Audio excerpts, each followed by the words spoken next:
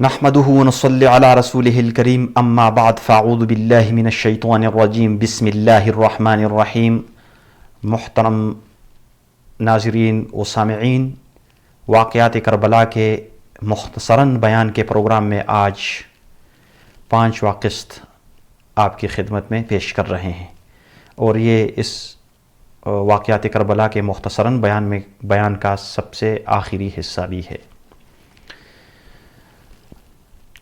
محرم 61 ہجری کی 10ویں تاریخ وہ بلا انگیز تاریخ ہے جس میں آل محمد کے چند نونہال 3 دن رات بھوکے پیاسے رہ کر کوفیوں کے جور و جفا کا شکار ہوں گے۔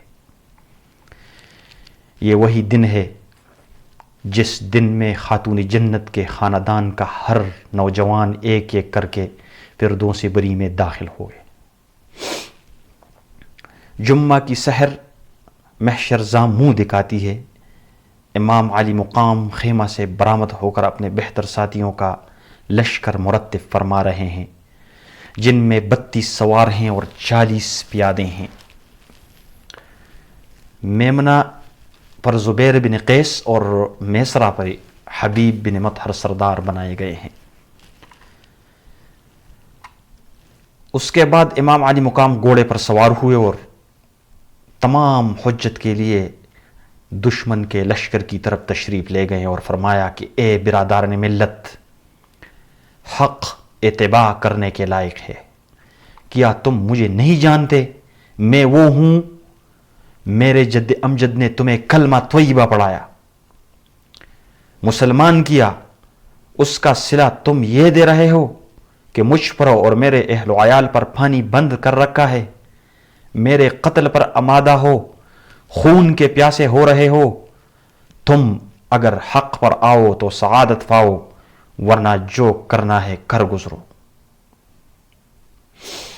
بس اس تقریر کا ختم ہونا تھا کہ اشقیاء کوفہ کا ٹھڈی دل لشکر ان بہتر انفاس قدسیہ پر جھک پڑا اور موت کا بازار گرم ہو گیا۔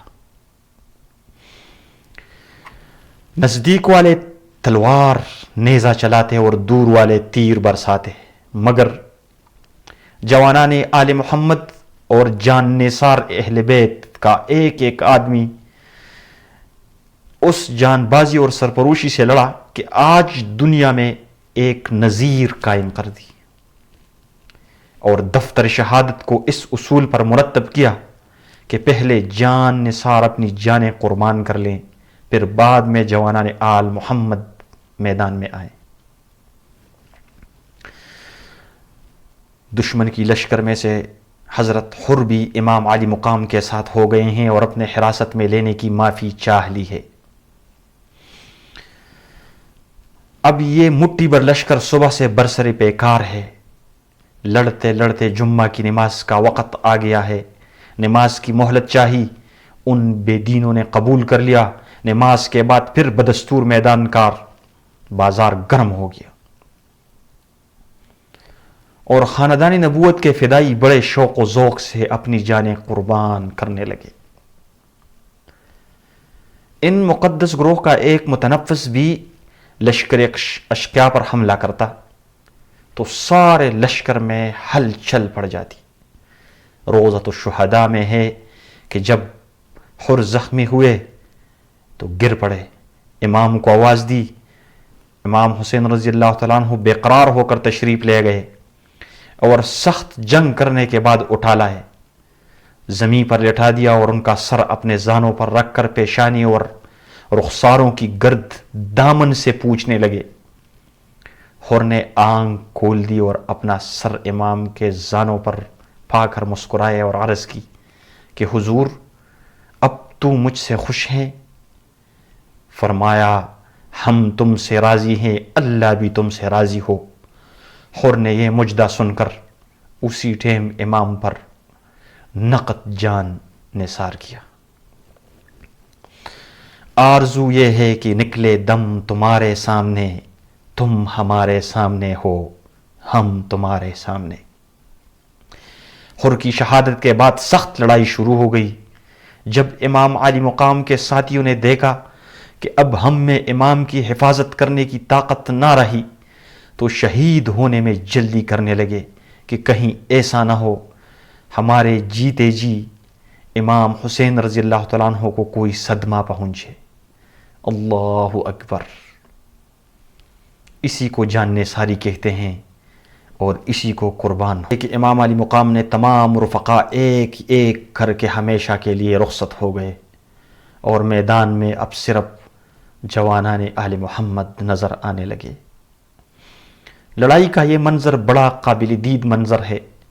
اب وہ مقدس اور پاک نفوس شمشیر بکف ہو کر میدان میں آ گئے ہیں، جن کی شجاعت کا چرچا آسمان کے رہنے والے فرشتوں اور زمین کے بسنے والے انسانوں میں ہے۔ اس وقت اگر کربلا کا میدان جنگجو بہادروں سے بھرا ہوا ہے تو قضائے آسمان کو ملائک نے آ کے بھر دیا ہے۔ ایک طرف اگر شہدائے سلف کی روحیں اس خونی منظر کو دیکھنے آ گئی ہیں تو دوسری طرف خود سرکار والاتبار جناب احمد محمد صلی اللہ علیہ وآلہ وسلم اپنے جگر گوشوں کے صبر و ثبات، بصالت و شجاعت کا نظارہ فرمانے تشریف لے آئے ہیں۔ نوجوانان اہل بیت ایسے جان بازانہ حملے کر رہے ہیں کہ ادھر شہدائے کرام کی روحیں بے اختیار جزاک اللہ کہہ کر اٹھتی ہیں، ادھر صف ملائکہ کی آفرین سے ہوا گونجنے لگتی ہے۔ محمدی کچار کے شیر جدھر حملہ کرتے ہیں ادھر لوگ بھیڑوں کے گلے کی طرح بھاگتے نظر آتے ہیں، مگر دشمن کے بے شمار لشکر سے یہ گنتی کے سادات کو بار کب تک لڑتے؟ آخر کار لڑتے لڑتے شہید ہو گئے۔ اب امام مظلوم تنہا رہ گئے ہیں۔ خیمے میں تشریف لا کر اپنے چوتھے صاحبزادے حضرت عبداللہ، جو عوام میں علی اصغر کے نام سے مشہور ہیں، ان کو گود میں اٹھا کر میدان میں لائے۔ ایک شکی نے ایسا تیر مارا کہ گود ہی میں ذبح ہو گئے۔ امام نے ان کا خون زمین پر گرایا اور دعا کی کہ الہی اگر تو نے آسمانی مدد ہم سے روک لی ہے تو انجام بخیر فرما اور ان ظالموں سے بدلہ لے۔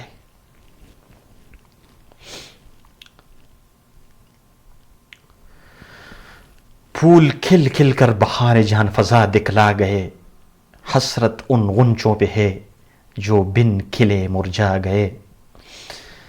انسان جب ہوا و ہوس کے مضبوط جنگل میں پھنس جاتا ہے تو اسے اپنے کردار کی برائی میں امتیاز نہیں رہتا، بلکہ اسے وہی مشورہ اچھا معلوم ہوتا ہے جو مطلوب تک پہنچا دے، اور اسی کو وہ نیک صلاح جانتا ہے۔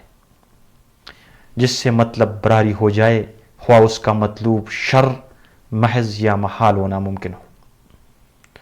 حبک شیء یعمی و یصم۔ یوں ہی حسن و عشق کے نام لیوا وصال محبوب کے اس درجہ متوالے ہوتے ہیں کہ وصال کے شوق میں فراق کی گھڑیاں گنتے عمر کٹ جاتی ہے۔ پھر اگر قسمت کی یاوری سے وعدے وصال کے 3 دن قریب آ جائے ہیں،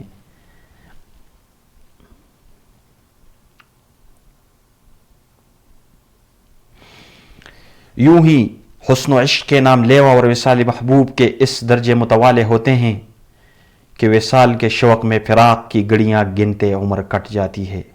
پھر اگر قسمت کی یاوری سے وعدے وصال کے دن قریب آ جاتے ہیں تو ان کی روح اس قفس عنصری میں بے حد گھبراتی اور پریشان ہوتی ہے، اور اس گھڑی کے بے شوق سے منتظر رہتی ہے کہ جس گھڑی اس قید تنہائی کا زمانہ ختم ہو اور قفس عنصری ٹوٹے اور وہ اپنے محبوب حقیقی سے جا ملے۔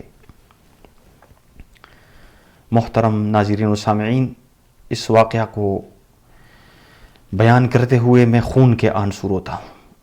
اللہ تعالیٰ مجھے اس واقعہ کو آپ کے سامنے بیان کرنے کی توفیق دے دے۔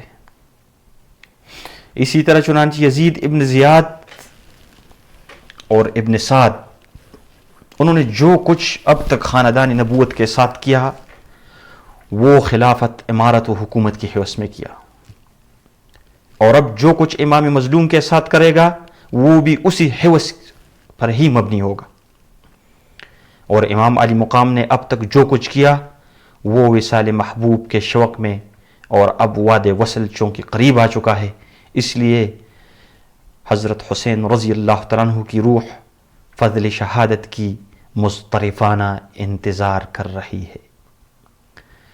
وعد وصل چوں شد نزدیک، آتش شوق تیز تر گردد۔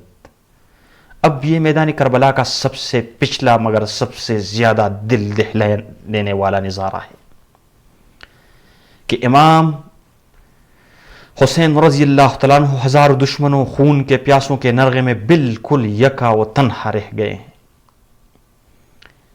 اور اس وقت کس قیامت کا دردناک منظر پیش نظر ہے کہ امام مظلوم اپنے گھر والوں سے رخصت ہو رہے ہیں، بے کسی کی حالت، تنہائی کی کیفیت، 3 دن کے پیاسے مقدس جگر پر سینکڑوں تیر کھائے ہزاروں دشمنوں کے مقابلہ پر جانے کا سامان فرما رہے ہیں۔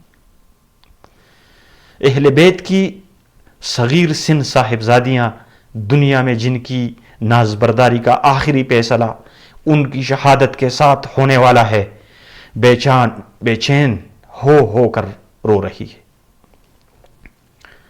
بے کس سیدانیاں جن کا عیش و آرام ان کی رخصت کے ساتھ خیرباد کہنے والا ہے، سخت بے چینی کے ساتھ اشک بار ہیں۔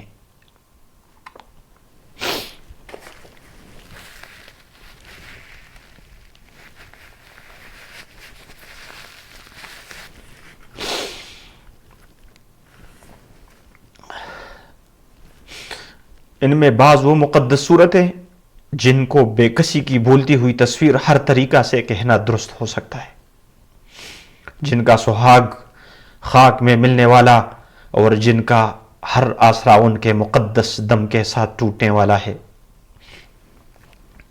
روتے روتے بے حال ہو گئی ہیں سارے۔ اس وقت حضرت امام زین العابدین کے دل سے کوئی پوچھے کہ حضور کے ناتواں دل نے آج کیسے کیسے صدمے اٹھائے اور اب کیسی کیسی مصیبتوں کے سامان ہو رہے ہیں، بیماری، پردیس، بچپن کے ساتھیوں کی جدائی کے ساتھ کیلہوں کا فراق، پیارے بھائیوں کے داغ نے دل کا کیا حال کر رکھا ہے۔ اب ضد پوری کرنے والے اور ناز اٹھانے والے باپ کا سایہ بھی سر مبارک سے اٹھنے والا ہے۔ اس پر تھرا یہ کہ ان تکلیف و مصیبتوں میں کوئی بات پوچھنے والا نہیں۔ درد دل اٹھ اٹھ کے کس کا راستہ تکتا ہے تو، پوچھنے والا مریض بے کسی کا کون ہے۔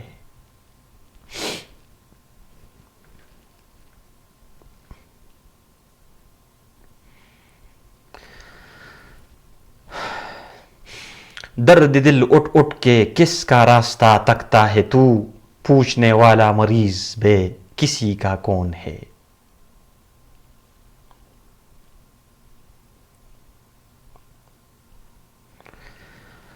درد دل اٹھ اٹھ کے کس کا راستہ تکتا ہے تو، پوچھنے والا مریض بے کسی۔ امام کے ساتھ ساتھ ہیں۔ امام مظلوم کا قدم آگے پڑتا ہے، یتیمی بچوں اور بے کسی عورتوں سے قریب ہوتی جاتی ہے۔ امام کے متعلقین، امام کی بہنیں جنہیں ابھی صبر کی تلقین فرمائی گئی ہے، اپنے زخمی کلیجوں پر صبر کی باری سل رکھے ہوئے ہیں، سکوت کے عالم میں بیٹھی ہیں۔ یہ کچھ اس قیامت کا دردناک نظارہ ہے جس کے دیکھنے کے لیے حور جنت سے نکل آئی ہیں۔ فرشتوں نے سطح ہوا پر ہجوم کیا ہے اور خود حضور انور حضرت محمد مصطفیٰ صلی اللہ علیہ وآلہ وسلم اپنے بیٹے، اپنے لاڈلے حسین کی قتل گاہ میں تشریف رکھتے ہیں۔ ریش مبارک اور سر اطہر کے بال گرد میں اٹے ہوئے اور مقدس آنکھوں سے آنسوں کا تار بندھا ہوا ہے۔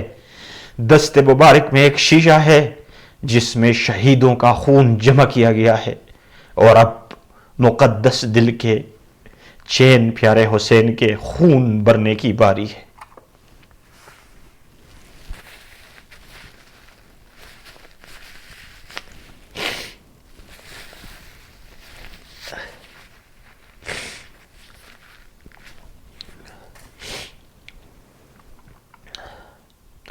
بچے ناز رفتہ باشد جہاں نیاز مندے کہ بوقت جہاں سفر دن بسرش رسیدہ ہاشمی. ساعت آہ و بکاؤ بے قراری آ گئی، سید مظلوم کی زن میں سواری آ گئی. ساتھ والے بھائی بیٹے ہو چکے ہیں سب شہید، اب امام بے کس و تنہا کی باری آ گئی. اب چاروں طرف سے امام مظلوم پر جنہیں شوق شہادت ہزاروں دشمنوں کے مقابلہ میں اکیلا کر کے لایا ہے، نرغہ ہوا امام داہنی طرف حملہ فرماتے تو دور تک سواروں پیادوں کا نشان نہ رہتا. بائیں طرف تشریف لے جاتے تو دشمنوں کو میدان میں چھوڑنا پڑتا. دشمنوں کو میدان چھوڑنا پڑتا. خدا کی قسم وہ فوج اس طرح ان کے حملوں سے پریشان تھی جیسے بکریوں کے گلے پر شیر آ پڑتا ہے. لڑائی نے طول کھینچا ہے، دشمنوں کے چکے چوٹے ہوئے. ناگاہ امام کا گھوڑا ابھی کام آ گیا، پیادہ ایسا قتال فرمایا کہ سواروں سے ممکن نہیں. حملہ کرے اور فرماتے کیا میرے قتل پر جمع ہوئے ہو؟ ہاں، خدا کی قسم میرے بعد کسی کو قتل نہ کرو گے. جس کا قتل میرے قتل سے زیادہ خدا کی ناخوشی کا باعث ہو. جب شمر خبیث نے کام نکلتا نہ دیکھا، لشکر کو للکارا تمہاری مائیں تم کو روئیں، کیا انتظار کر رہے ہو؟ حسین کو قتل کرو. اب چارے طرف ظلمت کے ابرا و تاریکی کے بادل فاطمہ کے چاند پر چھا گئے. زرع بن شریک تمیمی نے بائیں شان مبارک پر تلوار ماری. امام تھک گئے ہیں، زخموں سے چور ہیں.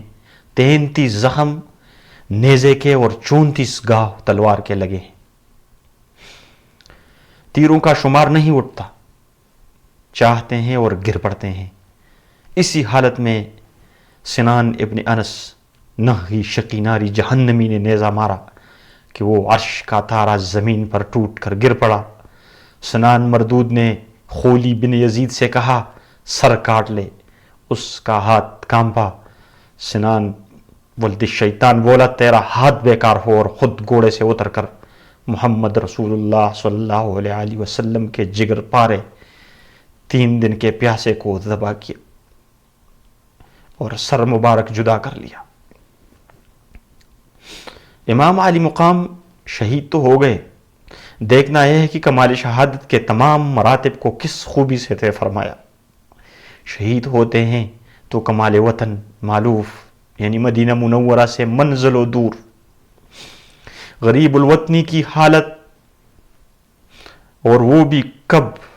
جب کہ تن تنہا رہ گئے. بھائی بیٹے بانجے بتیجے غرض یہ کہ سب جانے سار ایک ایک کر کے آپ کے سامنے ذبح کر دیے گئے. جان بھی دیتے ہیں تو کس جان بازی سے کہ دشمنوں کے ٹڈی دل کو خطرے میں بھی نہ لائے، اور نہ مدافعت جیسے کمزور اصول کی پابندی کی، بلکہ دلیرانہ حملے کرتے ہوئے شہید ہو گئے. اور پسماندوں میں چوڑا تو کسے بعض یتیم بچوں اور چند بے کس بیواؤں کو کہ انہیں بھی دشمنوں نے قید کر لیا. ستم یہ کہ وہ اب بھی ظالم دشمنوں کی دست برو سے محفوظ نہ رہ سکے، بلکہ ان کے خیمے لوٹ لیے گئے.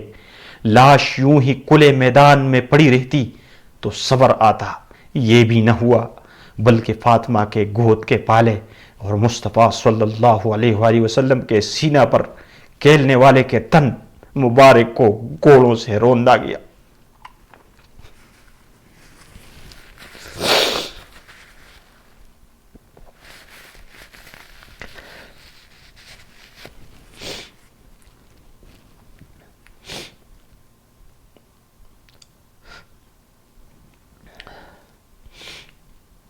تن مبارک کو گوڑوں سے روندا گیا کہ سینہ و پشت نازنین کی تمام ہڈیاں ریزہ ریزہ ہو گئی.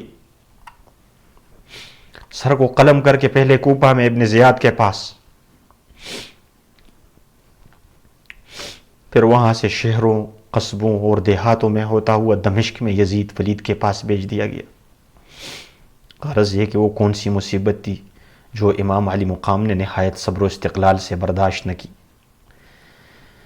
3 شب و روز بھوک و پیاس کی تکلیف اٹھائی. جواں بینٹھو بانجو بتیجوں کی لاشیں خاک و خون پر تڑپتی دیکھیں. بے گناہ بچوں نے تیر کے نشانے کا کر گود میں دم دیا. واہ رہے استقلال و ثابت قدمی کی یہ کچھ منظور کیا، مگر ایک فاسق فاجر کی بیعت کو منظور نہ کیا. یہی وجہ ہے کہ آج تمام عالم میں کوئی ایسا مسلمان نہیں جس کا دل امام عالی مقام حضرت حسین رضی اللہ تعالیٰ عنہ کی عظمت سے پر نہ ہو، اور یزید جیسے پلید کو اہل بیت رسالت کی بے حرمتی کرنے پر دل سے برا نہ جانتا ہو. امام مظلوم کو شہید کر کے یزید اور اس کے حواری خواہ یہ سمجھتے ہوں گے کہ ہم اپنے مقصد میں کامیاب ہو گئے تو ہرگز نہیں، اس لیے کہ ان ظالموں نے اگر بوستان رسالت کے مہکتے ہوئے پھولوں کو پتی پتی کر کے بکھیرا، یا خاندان نبوت کے گھروں کو بے چراغ کیا اور تمام مسلمانوں کے کلیجوں میں ہاتھ ڈالا، یا دنیا بھر کی لعنت ملامت اپنے سر لی، تو کس لیے؟ چند ماہ کی حکومت کے لیے، کہ اس کے بعد امام عرش مقام کے چاہنے والے رب عز و جل نے ان میں ایک ایک کو کتے سوروں کی موت مار کر جہنم رسید کر دیا. مگر اس معرکہ میں کامیاب ہوئے تو کون؟ جو بظاہر ناکام رہے اور فتح ہوئی تو کس گروہ کی جس کی شکست کا دنیا بھر کو آج تک کامل یقین ہے.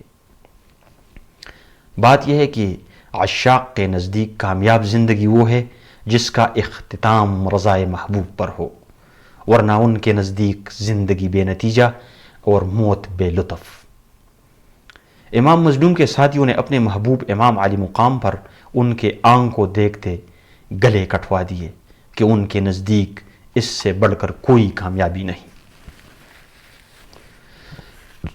علی ھذا القیاس امام عرش مقام نے اپنے محبوب باری تعالیٰ کی رضا پر گھر لٹا دیا، اہل و عیال، بھائی، بانجے، بھتیجے، غرض کے سارے خاندان کو قربان کر دیا اور منہ سے اف نہ کی، اور ان سب کے بعد اپنی جان رضائے محبوب پر قربان کر کے خود بھی فردوس بری میں مقام حاصل کیا.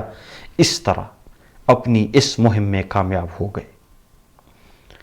اللہ تعالیٰ دنیا و آخرت، قبر و حشر میں ہمیں ان کی برکات سے بہرہ مندی بخشے. آمین یا ارحم الراحمین. اور یہاں پہ ہمارے واقعات کربلا کا مختصر پروگرام کے 5واں اور آخری قسط اختتام پذیر ہوا. اللہ تعالیٰ آپ سب کا حامی و ناصر ہو. وآخر دعوانا ان الحمد للہ رب العالمین.